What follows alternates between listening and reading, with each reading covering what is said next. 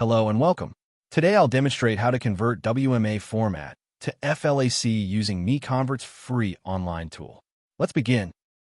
Start by searching WMA to FLAC converter on Google. MiConvert.com should appear as one of the top results. Click to open it. This is the dedicated WMA to FLAC conversion page. The tool supports batch conversion and maintains quality during the process. To begin, click Choose File to open the file browser. Locate your WMA file, select it, and confirm by clicking Open. The file has been loaded successfully. You can verify the file name and size here. When ready, click Convert Now to proceed. The conversion engine is processing your file. The progress indicator shows the current status. Please wait a moment. Excellent. The conversion is complete.